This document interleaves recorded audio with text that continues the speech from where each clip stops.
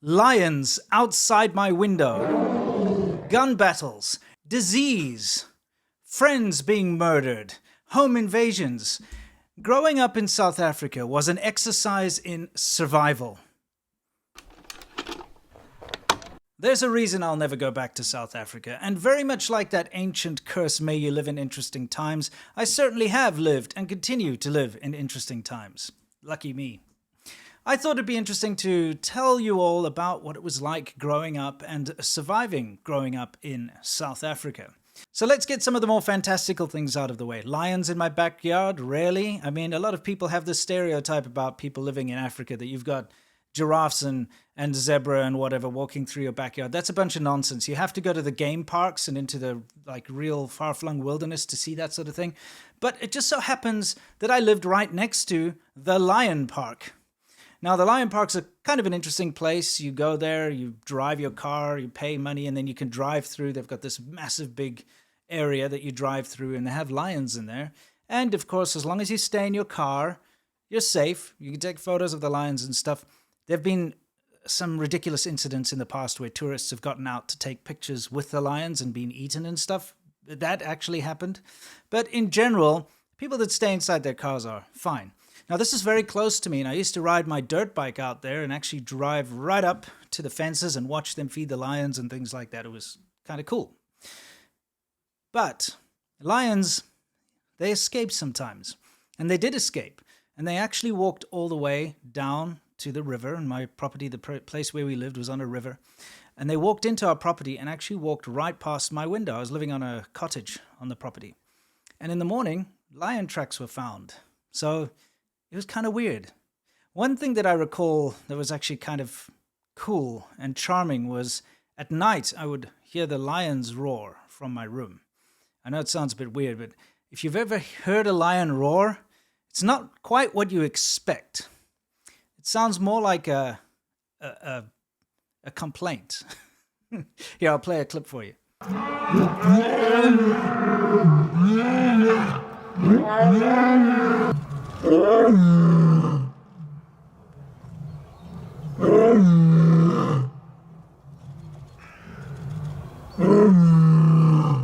So imagine going to bed at night with that in the background, echoing through the sort of dark wilderness, because I lived in a very rural sort of area. I gotta admit, I always thought lions sounded a bit stupid. Anyway, you know what's more stupid? A data broker rap. Deep within the corporate offices of a data broker, something is happening behind closed doors. You think you're good at hiding? Keeping your privacy? You're our secret cash cow. We'll find out all your deets.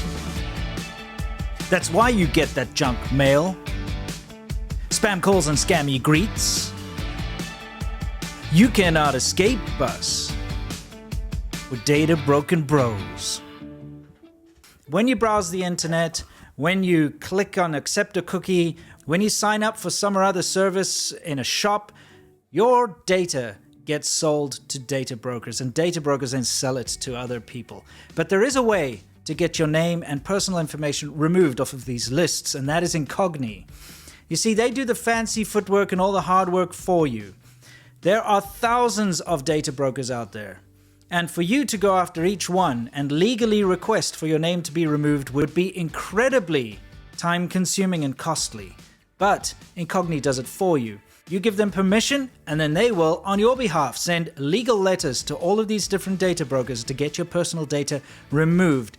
If you're tired of junk mail and you want to get rid of all these targeted adverts and take your privacy back, go to incogni.com/Winston and use the code Winston to get 60% off. Protect your privacy today. Go to incogni.com/Winston and use the code Winston to take your personal data off the market. And now back to the show. So that's the lion story, but what about the gun battles? Well, believe it or not, I've actually been involved in a lot of shootings in South Africa. Not something that I've gone and had participated and shot at people. I just happen to always be in a place where shootings are happening. Now, the first time this happened to me that I can recall very clearly is I was going to the ATM to withdraw money, and there was an armed robbery that happened in it was like kind of a strip mall type situation. What happened was the armed robbers, they had AK-47s and they were on the back of a pickup truck. And they stole money from an armed, cash in transit type thing. They have these armored cars that come and deliver, take money from banks or deliver money, that type of thing. So they had robbed these people at gunpoint, and I believe they shot the guards. But anyway, they took the money and they just started firing like indiscriminately as they drove away. And I kid you not, bullets were hitting the wall right next to me while I was at the ATM. Ooh, Jesus. Look, they're running. Huh? Yo. Phew. Jesus. It was quite a harrowing experience. And I remember quite clearly there was something kind of funny about this. Not the incident itself, but the shop next to the ATM where I was standing. It was like a fashion store or something. And they had bullet holes in the glass, obviously. But they had this display stand for police sunglasses, I think they're called. Police, I think it's a brand. And in this display, they had like spent shell casings and stuff to make it look all cool, like, for the sunglasses. But to have actual bullet holes in the window and all these spent shell casings in the display I just remember looking at that and having a bit of a chuckle to myself. Anyway, that was one. I had another one which happened, this wasn't a gun battle, but this is quite a disturbing incident that happened when I was quite young. So probably around 17, 18 years old, thereabouts. And I'm in the house, and again, we lived on the river. And where we lived, there was a big steep hill that came all the way down like a valley, down over the river, over a little bridge, and then up the other side. So I was just chilling in my room, and I hear gunshots. So I ran out, and, this is back in the day. I've carried a gun since I was 16, in South Africa, obviously, because of the place we lived in. We had armed robberies and so on, so it was necessary. So I ran out to go and see what was going on, and I ran out to the bridge. And what had happened is a car had driven down there, and they'd shot a guy in the head and thrown him on the side of the road. So I ran into this horrible scene of this guy missing half his head, which was not very pleasant, and it's one of those things that you don't quite forget. So that was an interesting one, and that comes off the top of my head, no pun intended. But yeah, that was one of the more interesting ones. I also once drove past a massive taxi battle, which was quite disturbing. And I don't know if you guys know, but in South Africa, the taxis are the mafia. With millions of South Africans dependent on public transport, the government is not taking any chances. Rival taxi associations have been fighting for ownership of a busy route. Confrontations have raged for years. And it's got worse, with more than 80 people killed so far this year, 24 of them in July alone. And these guys, they control their taxi routes very, very, very strictly. If any other taxi tries to pick up customers along their designated route, they will intervene. And that's what happened in this case. Is there was a full taxi full of people, and it's a minibus taxi. So you got 15, 20 people inside of that, and they just machine gunned the whole thing. So there were, it looked like a war zone. I don't need to get into details, but there were a lot of bodies lying around, and it was quite a scarring thing to see as well. That was another one of these sort of close calls. Another one that happened is pretty much in South Africa, if it's late at night and you need to buy something, the only place you can go is a gas station. And you got these gas station shops, and they'll sell, like a 7-Eleven, they'll sell you like drinks and things. So I went up to my local gas station. As I was pulling into the gas station, a car sped off, and I walked inside, and they just had an armed robbery, and there were bullet holes they had bulletproof glass, but they'd been shot, bullet holes. Luckily, nobody had been killed, but the staff behind the counter were very traumatized, and they just called the cops. Cops hadn't arrived yet. And I walked in there, and needless to say, I couldn't buy whatever I wanted to buy because, that was the situation. So I survived many of these close calls. I also had a situation which I just got to tell you, because this, when you have your life flashing before your eyes? I went to this house party just up the road from me. And this friend, he had some random people come over, right? And he had this kind of a little bit crazy girlfriend, I guess is the right way to say it. She's a little bit nuts, right? And he's having this big house party, and I wasn't really interested in the crowd that was there. It's people I didn't know, and they were kind of scummy, and I wasn't really interested in hanging out with him. So I went up to his room, and I was messing around on his computer in his room. And one of his friends had brought a gun along. And, this is very common in South Africa. A lot of people carry guns. It's just the way it is, because it's an unsafe country. And he'd left the gun in the room, okay, for safekeeping or something. He'd gone and put it like on his shelf, his bookshelf, while, he was drinking downstairs. And I don't know, they were smoking weed or something down there. So they're doing their nonsense downstairs. And the next minute, I'm sitting on the computer and I hear this giggling behind me. And I turned around, and this guy's not-so-girlfriend had picked up the gun and was pointing it at me, trying to pull the trigger, and was giggling at the same time. And that was one of those moments where, my life flashed before my eyes very quickly. I obviously just moved out of the way very quickly and took it away from her. And luckily the safety was on, because there was a round in the chamber. So, close call, very close call. So she was obviously drunk or high or both, or I have no idea, and thought it would be a funny thing to point a gun at me and pull the trigger. Anyway, so let's move on from the whole gun thing, because I've got lots of gun-related stories from South Africa. It's just the way it is. And let's move on to disease. Okay, so there was this time where, again, this river that we had passing through the property is called the Yukskay River, which means the ox yoke, because apparently they found an ancient oxen yoke in the river, which supposedly wasn't possible because, it was ancient, and there apparently weren't people that were using oxen back in ancient times. Anyway, that's what I heard. Could be wrong.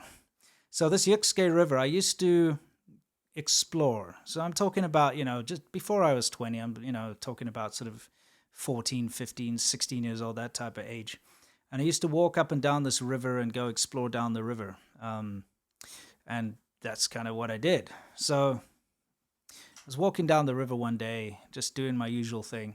I sometimes swam in the river, but not often. But anyway, I'm walking along the river. I get home, and within about 15 minutes of getting home, I suddenly got hit with a massive fever. Incredible. No warning, just came out of nowhere. Massive fever. I couldn't move. I had no energy. I just lay down on the couch and couldn't move. And then, obviously later on, my parents realized that this was serious, and they took me to the hospital. They thought I might have viral meningitis. So they gave me a lumbar puncture, which I don't know if you guys have ever had a lumbar puncture, but it sucks. It's a needle about this long. They stick it into the base of your spine and draw spinal fluid out, and really unpleasant, to say the least. So I had to get a lumbar puncture. They had me isolated in like a ward in case I was infectious, all this kind of stuff. And they couldn't figure out what it was. They absolutely, no one could figure out what I had. They just put me on some antibiotics and kept me under observation. And still, to this day, they thought maybe typhoid fever, maybe meningitis, but they couldn't come up with an answer as to what I had. So I had some random rare disease that I'd picked up at the river, obviously, out in the bush. And it was touch and go, very close to dying a few times there. And strangely enough, what I credit as getting me better is Calvin and Hobbes. You know the cartoon? When I was lying there almost dead, my one aunt bought me a Calvin and Hobbes compilation book. And, I was barely able to think straight or anything, but I started reading this, and it really amused me. And I guess I was 13, 14 at the time. I can't remember, but it was making me laugh out loud. And, they say laughter's the best medicine. In this particular case, I'd say, yeah, absolutely. So I kind of, in a weird way, credit Calvin and Hobbes for saving my life, which is a weird thing to say now that I'm saying it out loud. It's very weird. Anyway, moving on. Let me move on to something a little bit darker, and that is the fact that I've had friends murdered in South Africa. And it's not surprising, really. If you if you're South African or you've lived in South Africa, you know that absolutely every person that you talk to, everybody that you know has been affected by crime, in one way or the other, whether it's just something's been stolen or the house has been broken into or their car was stolen or they were hijacked or whatever. My sister was hijacked at gunpoint. And for those of you who don't know what hijacking is someone walks up to your car door and points a gun in your face and takes your car, right? Or steals all your belongings. And this happened to my sister one night when she went to go visit a friend, and it happened right outside her friend's door, the house. She pulled up and someone came out and stuck a gun in her face and stole her iPod and things like that, I've had attempted hijackings, multiple, but I always had my head on a swivel in South Africa. And I'll tell you about an attempted hijack that happened to me, actually. Is I was driving down the road and I saw a guy on the side of the road with his, next to his car, sort of thumbing a, like help, type of thing. And he looked decent. He looked well-dressed. He didn't look like a criminal. Looked like a typical, businessman or something along these lines. He looked really nice. So I stopped. But something in the back of my mind was still deciding whether I should help this guy or not, because we all know in South Africa that people do this on purpose. The people do bait people into stopping so that they can hijack them. They throw rocks on the road, or they put something in the road so that, you stop, and then they come and attack you. So because I had that last minute doubt, I didn't stop right next to him. I pulled up quite far ahead of the guy. So I stopped my car and I noticed this guy came running really fast towards my car. And I was like, there's something wrong here. And he pulled open the passenger door and he jumped in with a knife. Now, like I said, I used to carry a gun in South Africa, so I pulled my gun out and pointed at him, and he jumped right back out when he saw the gun. In the meantime, I noticed in the background his broken down car, suddenly heads had popped up, because there were obviously people lying down in there. Heads had popped up and it started driving towards me. So it was a trick, and I just drove off, didn't look back, and that was the end of that. A very close call. Anyway, back to friends being murdered. I'm just trying to make a point that everybody gets affected by crime. I've got a video on how my mother was kidnapped and assaulted and put in the trunk of a car, and how my dad saved her and all that sort of thing. Those videos are on my channel. I'll link it in the description. You can watch them after this if you're interested. But getting on to friends being murdered. One of my friends was a police reservist. And a police reservist, it's a dangerous job, but it's basically somebody who is not a full-time policeman, but they get called in when they're needed. Kind of like the National Guard type thing in America, I guess, similar to that. Anyway, he was in his house and somebody walked into his house and just shot him point blank. So, that was maybe related to his work. I'm not sure, but he was a very good friend of mine, and that was quite devastating to me. But the most devastating was somebody I grew up with, a young girl who was like a little sister to me. And it really sucked a lot, because I kind of knew this was coming. I knew that she was having trouble with a stalker in South Africa, an ex-boyfriend who was a stalker, somebody that she'd been dating, and there was a big culture clash, a cultural difference, because he was quite traditional African, culture, and she was from the Netherlands, Holland, and she grew up in South Africa. She was South African, but her family was from the Netherlands, so she wasn't quite. I don't know, because she was from a different place, really, and from a different culture. She didn't really quite understand how traditional African culture can be sometimes. Anyway, so the fact of the matter is, this guy was they broke up, and he was doing that whole you're not allowed to. No one else is allowed to have you if I can't have you type thing, that type of nonsense. So when I met her in China, actually, she came for a wedding and I was there, and it's been nice to catch up with her. And she was now in her early 20s. And like I said, when I was young, she was like a little sister to me. And, I'd known her since she was probably about 9 or 10 years old, and it was just one of those things, right? So little sister. And I warned her not to go back. I said, listen, this sounds dangerous. This sounds bad. Don't go back to South Africa. Stay here in China, or, go to Europe, because, she was a Dutch citizen. So, she could just go to Europe. But she went back, and 2 weeks later, she was murdered in a very horrific way by this stalker. And that was a tough one for me to deal with, you know, since she was, like I said, like a little sister to me. But that's just the way it is, you know. That's South Africa for you. It's a dangerous place. And crime does affect everybody who lives there. It doesn't matter what background. It doesn't matter, you know, who you are or the color of your skin or your tribe or anything like that. If you live in South Africa, you're going to be affected by crime. And that's why I'll never go back. I survived growing up in South Africa. I've got plenty more stories. If you like this video, let me know so that I can do a follow-up at some point, because there are obviously a lot of stories I haven't told yet, and yeah, not sure if I should, but let me know either way. Thanks, guys, for watching. Stay awesome, and don't forget to check out our Friday show if you want to see something fun and interesting about China, where we talk about the news, the funny stuff, the crazy stuff, and everything in between. Anyway, until next time, unlike South Africa, which is a country that if you live there, get out, stay awesome.